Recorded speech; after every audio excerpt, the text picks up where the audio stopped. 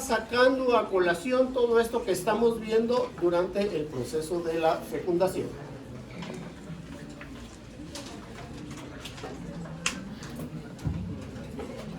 Bien. Para que entendamos la espermatogénesis y la utilidad de los espermatozoos, porque un espermatozoo ahí recién salido no sirve para nada, ¿sí? Tiene que tener un proceso, en particular, no solo de maduración dentro del tracto genital masculino, sino que este debe de ir acompañado de todas las secreciones de las glándulas que vamos a ver ahora.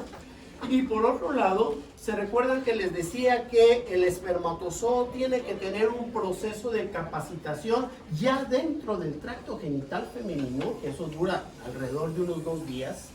Pues entonces, este espermatozoo hay que consentirlo, pues, ¿verdad? Porque tiene que tener muchos cambios para que finalmente este espermatozoo sea fértil. Entonces, veamos de dónde viene.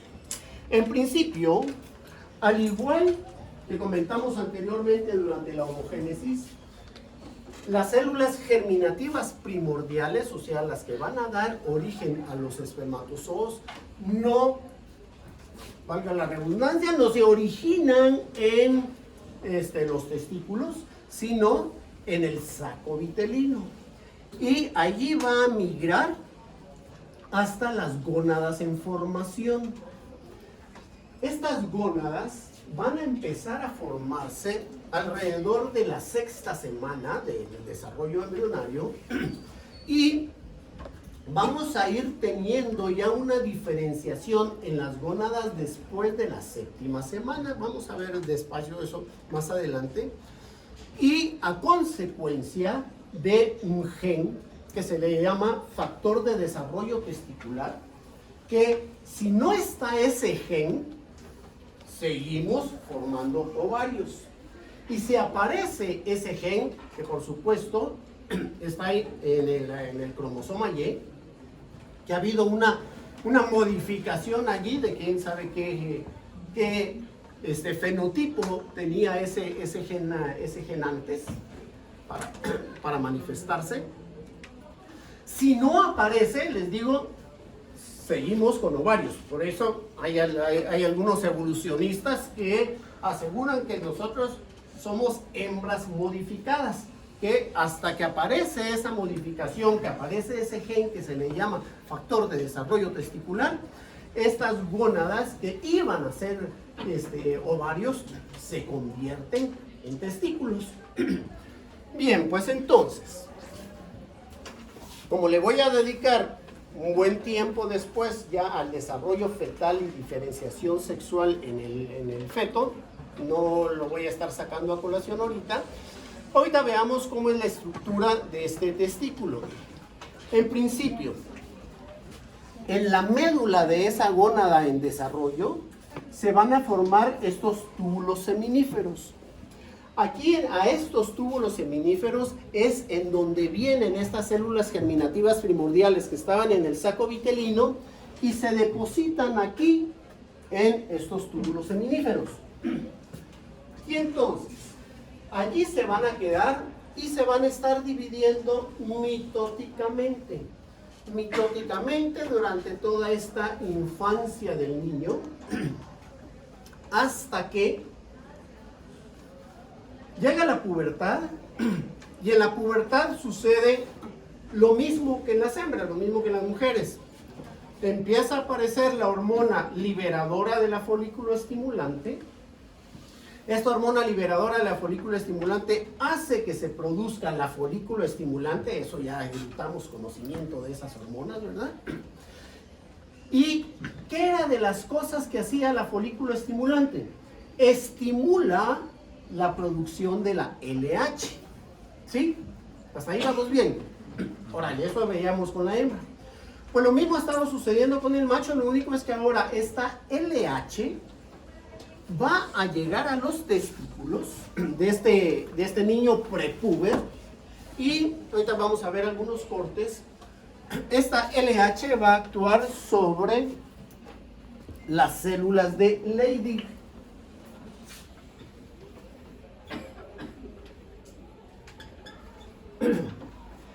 Y estas células de Leydig van a secretar testosterona. Y entonces ahí este niño empieza, a consecuencia de esta testosterona, a adquirir todas esas características masculinoides. Y dentro de esas cosas empieza la espermatogénesis y todas las características sexuales masculinas.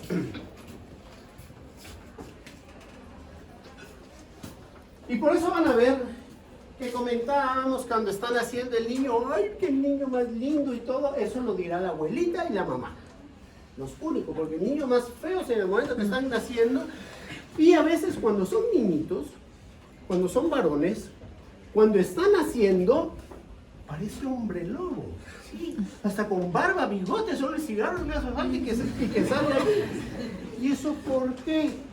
Porque la LH de la madre ha actuado sobre estos testículos infantiles de este niño y empieza una secreción de testosterona y entonces el niño ya viene todo testosterónico y va a tener, sí, vienen así como con su barbita y pero después, una vez se corta el suministro de esta LH, se suprime la producción de testosterona y ya a los 3, 4 días, ahí está ya el niñito lindo que hasta dan ganas de darle de comer, pues, ¿verdad?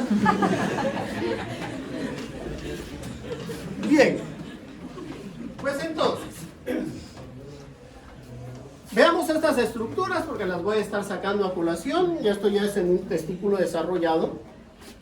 Vamos a tener estos túbulos seminíferos acá, que ahora que veamos en el laboratorio, vamos a hacer cortes de testículo.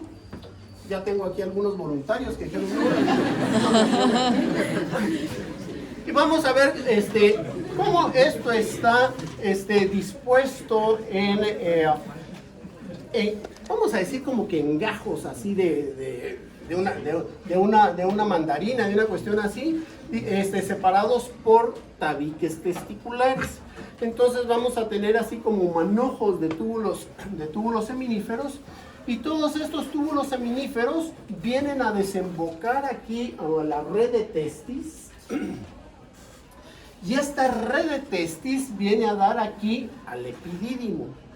El epidídimo es un solo tubo súper enrollado. Que esto tiene en humanos alrededor de unos 7, 8 metros.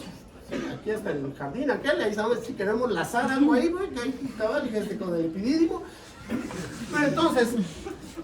Pero hay animales que tienen 4, 5, 10 veces más grande el epidídimo, porque en realidad nosotros, como tenemos la capacidad de fecundar durante todo el año, no necesitamos estar almacenando espermatozoos, porque cuando no hay actividad sexual, todos los espermatozoos que se están produciendo aquí se van depositando aquí en el epidídimo. Cuando no hay actividad sexual se presume porque, o sea, marcar un espermatozoo y ver cuándo se murió, está cañón, adentro del epidídimo. Porque está muy fácil sacar el esperma y ver cuándo deja de minar la cola, ya se peló, ya estuvo, ¿verdad? Entonces ahí podemos calcular el tiempo. Así como podemos saber cuánto tiempo dura vivo el espermatozoo dentro del tracto genital femenino, porque si vemos ahí que sigue como tepocate mediana la cola, sigue vivo allí, entonces se puede. Pero ¿cuánto tiempo duran vivos aquí? Se presume que son alrededor de 22 días, o sea, lo que dura un glóbulo rojo, ¿sí? A pesar de que la producción de los espermatozoos dura poquito más de 2 meses. Sí, entre 64 y 72 días, eso es lo que dura todo el proceso de espermatogénesis.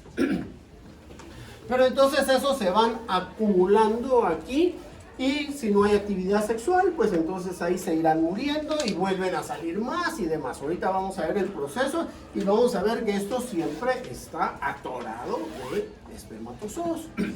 Pero no son espermatozoos móviles, porque cuando están allí, estos espermatozoos, como una célula normal y común y corriente, está consumiendo oxígeno y está sacando dióxido de carbono. Ese dióxido de carbono, al mezclarse con el agua, con la humedad que hay allí, forma ácido carbónico y eso baja el pH, y un pH bajo inhibe la movilidad de los espermatozoos. Por otro lado, los espermatozoos aquí todavía no tienen una fuente de energía. Eso es hasta que se forma el semen, hasta que se forma el líquido seminal. Pues ahorita vamos a ver cómo funcionan las glándulas. Le llega la fructosa, que la fructosa es lo que utilizan los espermatozoos como fuente de energía, ¿sí? Entonces, esos espermatozoos, hay algunos autores que dicen, pues sí, no, que sí se mueven desde aquí. Bueno, pues respiran, pues ahí están, pero ahí está, hay que decir, y menos mal, porque si no eso parecería un avispero, o irían cuando va caminando alguien.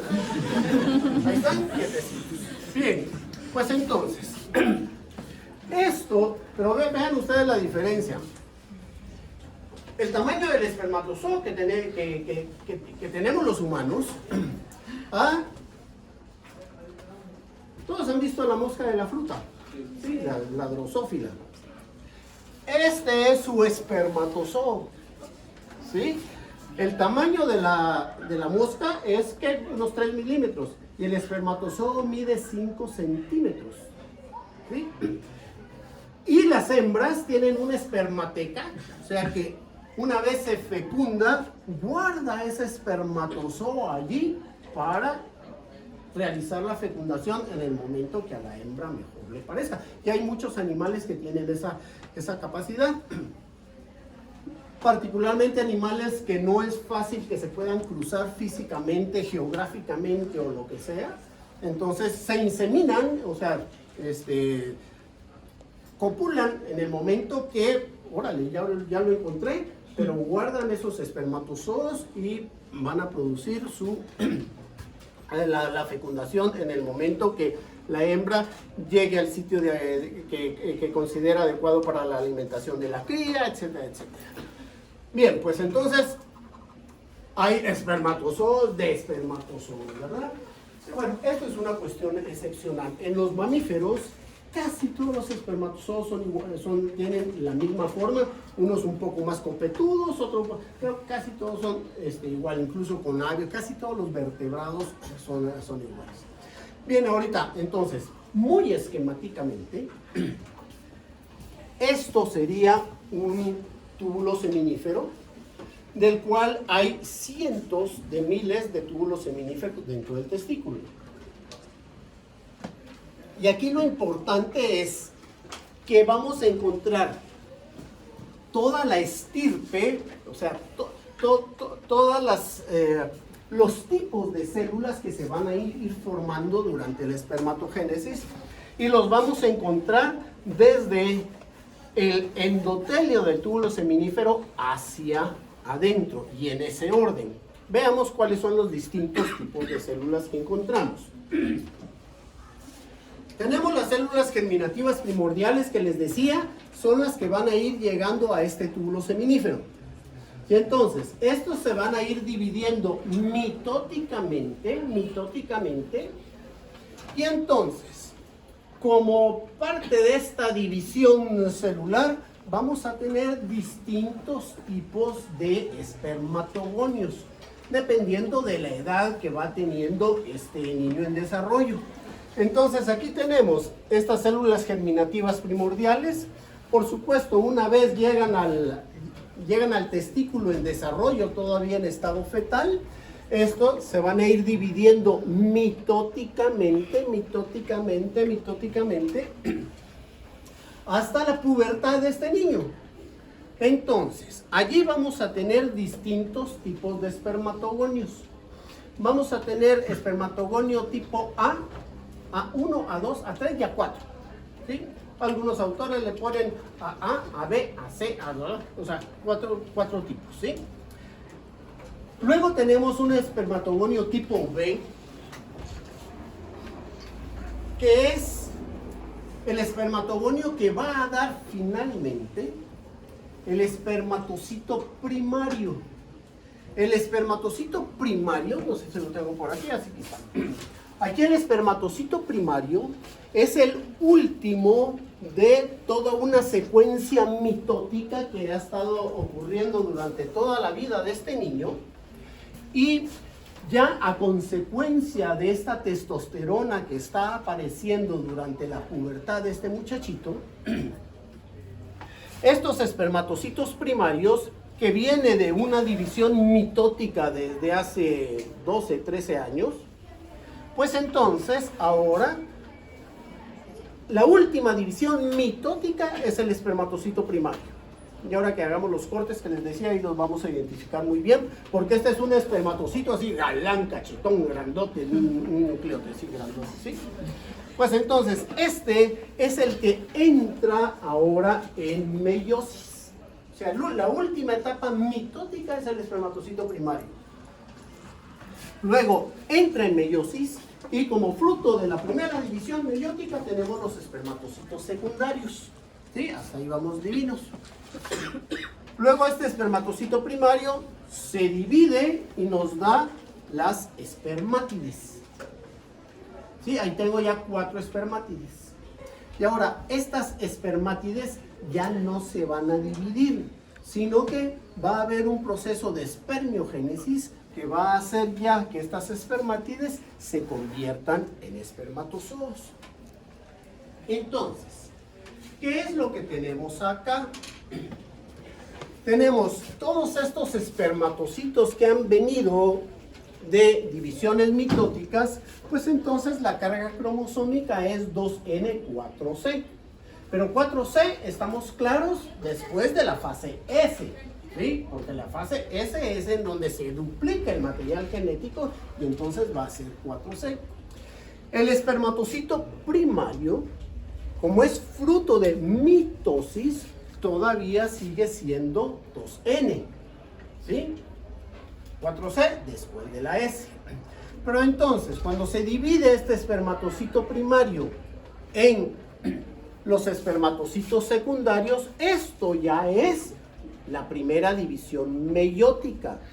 Y entonces, fruto de la división, de la primera división meiótica que tenemos, ahí es en donde ha ocurrido la reducción cromosomal, pues entonces estos espermatocitos secundarios ya serán N2C.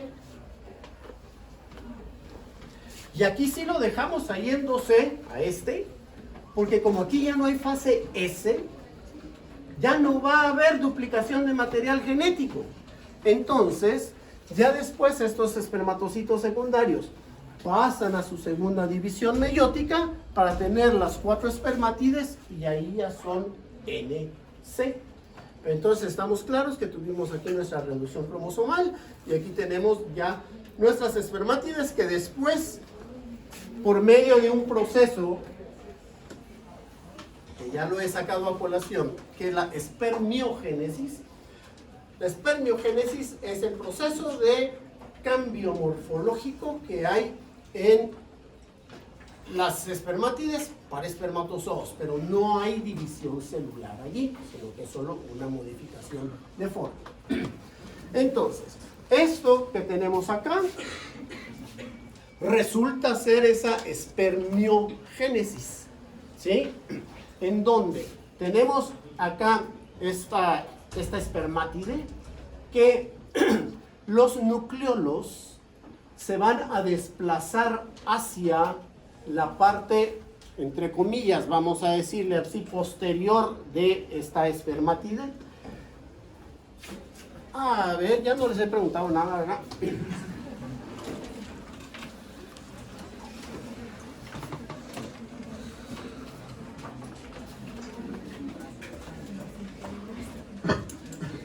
A ver, Glenda Noemí Quintana. ¿Qué está? A ver, dígame usted, ¿qué hacen los nucleolos en una célula?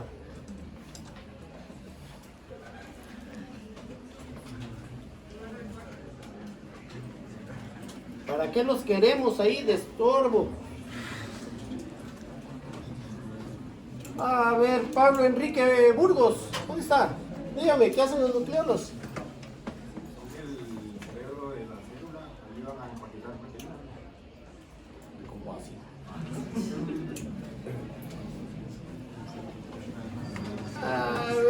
Leslie Janet Ramírez. ¿Qué hacen los nucleolos? Los nucleolos van a formar el uso, ¿sí? O sea, forma el láser y después el núcleo. Y después el uso, ¿sí? Entonces, quiere decir que algo tiene que ver con fibras, ¿sí? Entonces, estos nucleolos se van para allá porque van a formar la tubulina de la cola del espermatozoo. O sea, durante este proceso de espermiogénesis que estamos hablando. El aparato de Golgi, ese sí lo tienen en la cabeza. ¿Qué es el aparato de Golgi? Son un montón de vesículas que si yo agarro todas esas vesículas y las junto, voy a hacer una vesiculota, ¿sí? Esa vesiculota, que va a haber una sola vesícula que viene del aparato de Golgi, va a formar el acrosoma, que va a ser una vesícula que va a estar aquí en la cabeza del espermatozoo. Y ese acrosoma le vamos a poner mucha atención porque es muy importante para el proceso de fecundación. De allí estamos claros que, ¿qué otra modificación tenemos que hacer acá? Las mitocondrias. Todas las mitocondrias se van a fusionar para formar una sola mitocondriota en la base de la cola del espermatozoo. Y además, el espermatozoo, atendiendo a la practicidad del dueño de ese espermatozoo, todo lo que no le sirva lo deja tirado, no lo quiere. Pues entonces el resto del citoplasma que no le sirve al espermatozoo, porque ese lo que menos quiere es llevar carga extra, porque ese tiene que salir pitado en el momento que ha ocurrido la cópula, tiene que ganarle a todos los demás espermatozoos para llegar hasta donde está el óvulo. Entonces todo lo que estorbe hay que dejarlo tirado. Y entonces todo este citoplasma, se pierde ese citoplasma y ese es absorbido por las células de Sertoli. Vamos a ver, esas células de Sertoli están adentro de los túbulos seminíferos y una de las funciones de las células de Sertoli es digerir el citoplasma que viene del proceso de la espermiogénesis, ¿sí? Bien, vamos a dejar esto por acá.